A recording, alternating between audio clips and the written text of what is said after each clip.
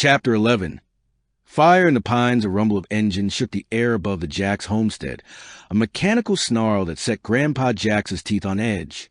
At 75, his bones carried the scars of Vietnam's tunnels, but his mind was ablaze, sharpened by decades of prepping for this very chaos. Standing at the bunker's open hatch, his .308 rifle in hand, he glared at the eastern horizon where dust rose like a storm. Carter's gang was coming, multiple vehicles. Too soon after last night's skirmish, and the homestead's 100 acres, with its field, stream, and fortified bunker, was their target. The map, Ellie's warnings, Nate's confession, all pointed to one truth.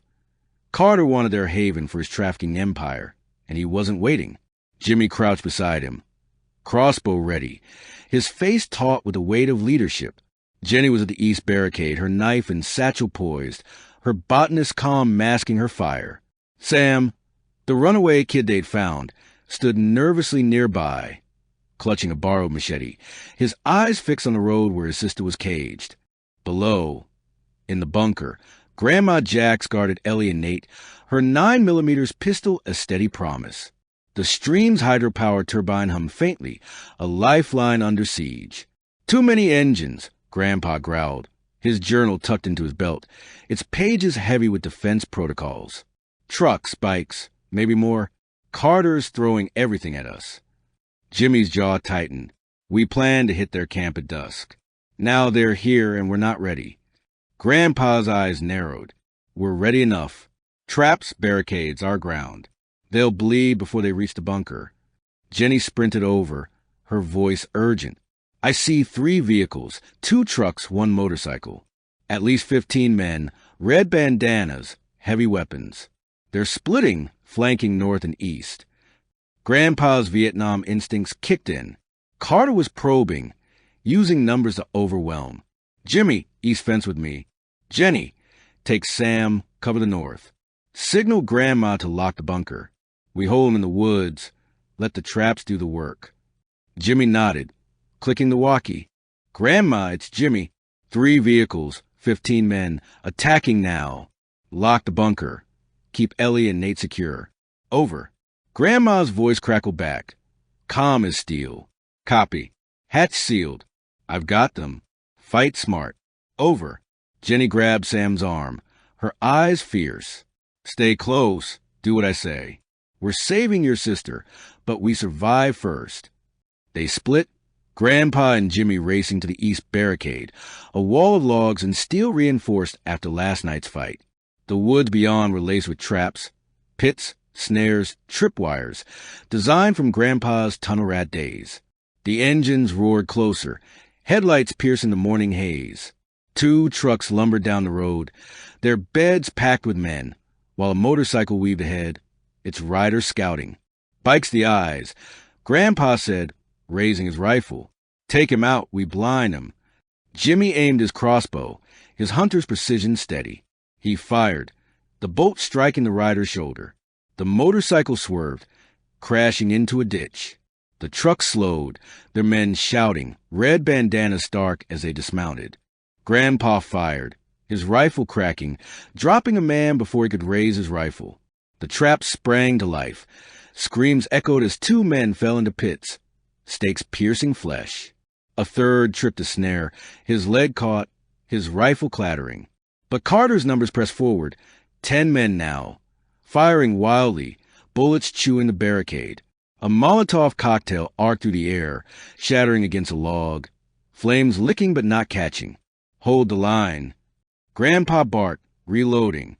Jimmy fired another bolt, wounding a man, but the gang's leader, a buzz-cut brute from last night, rallied them, directing fire at the barricade's weak spots. The walkie crackled. "East flank's hot." Jenny's voice was strained. "For men north, cutting the fence. Sam's with me, but we're pinned. Over." Grandpa cursed. The north was weaker, its barricades thinner. "Jimmy, go help Jenny. I've got this." Jimmy hesitated, his eyes on the advancing men. "You sure?" "Go." Grandpa snapped, firing again, his shot grazing the buzzcut leader's arm. Jimmy sprinted north, leaving Grandpa alone against the tide. The gang pushed closer, 6 men now, using the truck for cover. Grandpa's traps had thinned them, but not enough. He grabbed a flare from his pack, a bunker supply, and lit it, tossing it into the dry brush near the road. Flames caught, spreading fast, a wall of fire slowing the gang's advance. The buzz-cut man shouted, redirecting his men to flank, but Grandpa's rifle kept them pinned. Each shot a warning. This is our land. Northward, gunfire erupted, Jenny and Jimmy fighting. Grandpa's heart clenched, but he trusted them. He fired again, dropping another man, but a bullet grazed his shoulder, blood seeping through his shirt. Pain flared, but he'd felt worse and numb. He ducked, reloading, the fire in the pines roaring now, smoke choking the air. The walkie crackled. North clear. Jimmy's voice was breathless. For down, but they've got a cage. Sam's sister's in it. We're falling back to the bunker. Over. Grandpa grinned, grim but proud. Copy. East holding, but they're close. Get to the bunker. Regroup. Over. He fired one last shot, wounding the buzz-cut man, who retreated to the truck, shouting orders. The gang pulled back, dragging their wounded, the fire forcing them to the road. Grandpa limped to the bunker, blood dripping, but his rifle still ready. Inside, the hatch sealed, Grandma was at his side, her nurse's hands already on his wound. Sit, she ordered, grabbing sutures. Ellie stood by the cot, her bruises fading, her eyes fierce. Sam knelt by a crate, clutching Jenny's sketch of Carter's camp, his face torn between hope and fear. Nate, still bound, watched silently, his guilt palpable. Jimmy and Jenny stood by the armory, reloading, their faces grim but unbroken. They had Lila, Sam said, his voice breaking. My sister in that cage. We were so close. Jenny's hand rested on his shoulder, her knife sheathed. We'll get her, Sam. We know where they're taking her. Grandpa winced as Grandma stitched his shoulder, his journal open on his lap. Carter's testing us, wearing us down.